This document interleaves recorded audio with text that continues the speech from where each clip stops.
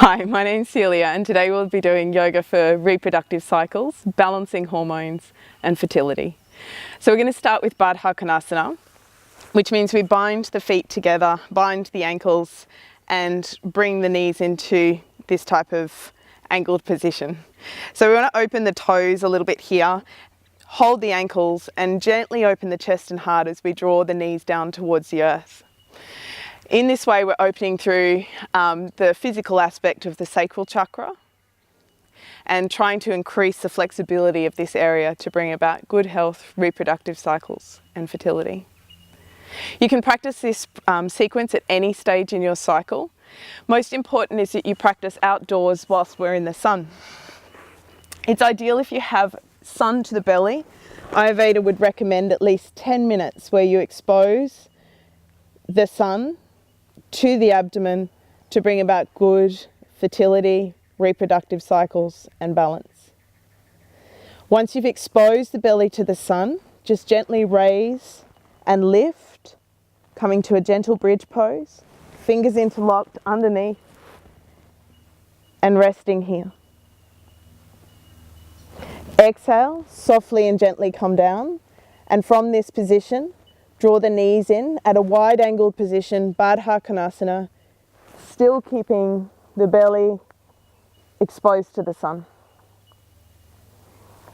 From here, return, hands by the sides, take an inhalation, lift up. If you don't have the sun, visualize the sun, this will be helpful, or use lights in the evening, particularly on days 14 to 17. After the last period. Exhale, slowly release, come down. Again, hold Panasana in the Supta position and just gently pull the armpits down. And from here, open the knees, activate the toes, separating them gently to bring a deeper stretch into your practice. Then from there, hug the knees in nice and close. Return back to the seated position and take the legs nice and wide for Upavista Konasana. As you take the legs wide in Upavista Konasana, look for external rotation here in the upper thighs and keep the toes drawing up towards the sky. If available, expose the back, the kidneys, the adrenals to the sun. Exhale, slowly come forward, keep the chest and heart open and smile, really changing the brain's physiology for the better with a smile.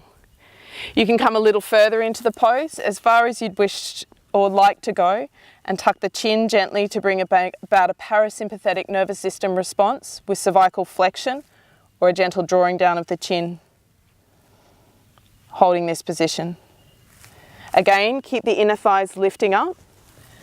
And what we do need to know is that if we expose the human body, particularly the female body, to light on days 14 to 17 of the cycle, even to a 100-watt light bulb, that we increase the chances of fertility or the balance of the cycles. So those who are living closer to the sun, like closer to the equator, should I say, are also more fertile. So light therapy is really important. Do your asana in the sun, particularly in winter when light exposure is strong. From here, we'll change and we'll take Janu Shishasana. These postures are about working the downward flowing energy of the legs, called Apana. So we want to open into more of a triangle position than normal. Take the knee slightly cornered out to the edge of your mat. Right leg in front. Take an inhalation, raise both hands high, and then from there, come down over that leg. Here you want to keep a softness of the belly and really soft through the breath. The exhalation is very important for lowering the heart rate, and so a soft, long exhalation will work the flow of Apana downwards. This will correct the reproductive cycles on a pranic level. So this is a more esoteric, yogic physiology aspect of the practice. Chin down, increase the saliva in the mouth, soften the facial muscles.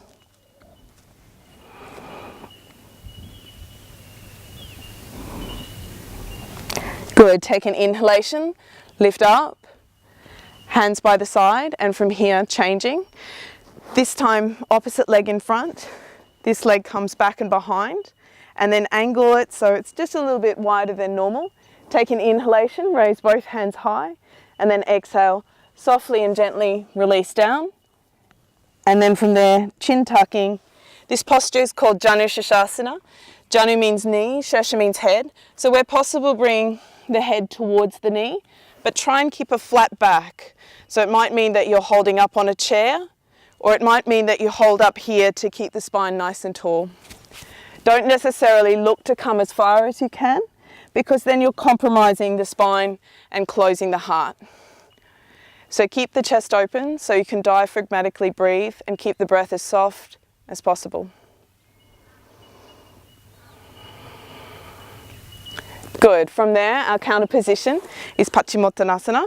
So without props, just gently slide the buttocks flesh away so you're sitting more on the sit bones, and then tilt the pelvis ever so slightly forward.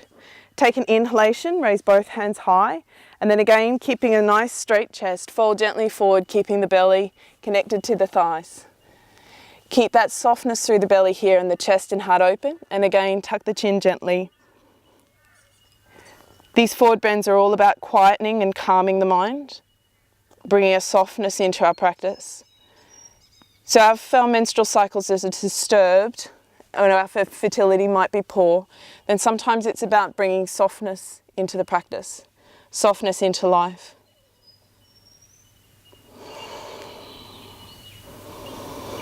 Then from there, slowly and gently return. Bring the legs by the side here and come to a gentle twist. If you can again expose the belly to sun, this will be good. This will also assist with digestion of the upper tract here as we move into the twist, working into the esoteric concept of Samana Vayu, which is the energy that governs digestion in yoga. Turn the head to look over the shoulders. Tongue very relaxed, broadening in the mouth. The lips and jaw are really related to the hips, so if you relax the jaw, see if you notice the relaxation of the hips and the muscles around that region. Good, and then we'll change to the other side. So it's lovely if you can nestle this ankle joint into the instep of that foot. Once you've got that position, turning to open the chest, looking over the shoulder, and again letting the tongue be nice and broad up in the roof of the mouth. Again, relax the jaw muscles, the lips. You can even blow through the lips to help. And this will help release down low. So we have a direct correlation both in Western medicine and also in Ayurvedic medicine with the jaw, the lips, and the lower portion of the body, the hips and the pelvic region. And then slowly release. Coming to kneeling position here. When you come to kneeling, just make sure the buttock sits nicely just on the inner part of the heel there, and then rest gently down in Virasana here.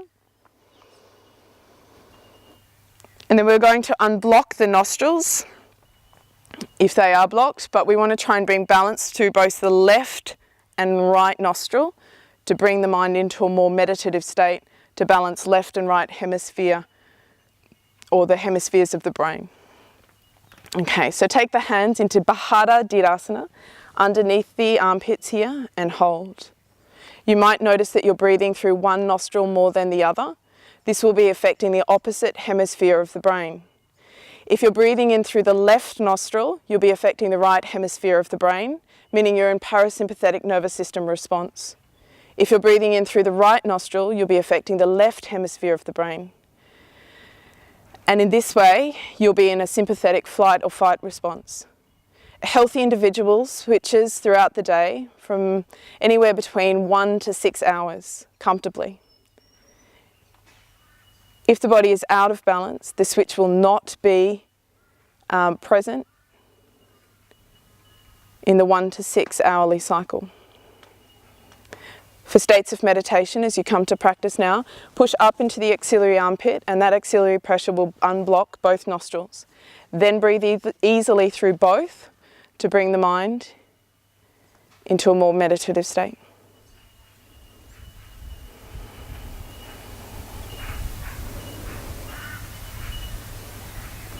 Good, and our final practice will be restorative child's pose, but wide. So we want to take the knees nice and wide to work into the inner thighs, and then we'll come down to rest the forehead towards the earth and really surrender the body's energy towards the earth.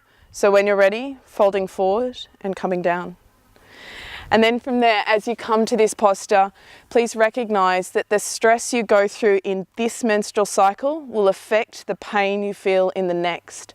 So every time you go through a menstrual cycle, keeping your stress levels low will be really important so that you do not experience pain in the next. If you're bringing back your reproductive cycles to a 28-day cycle, make sure you focus on the moon where it is in the sky.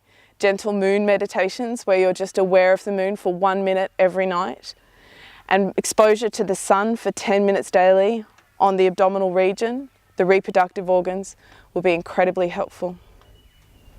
Thank you for your time. I'll see you soon.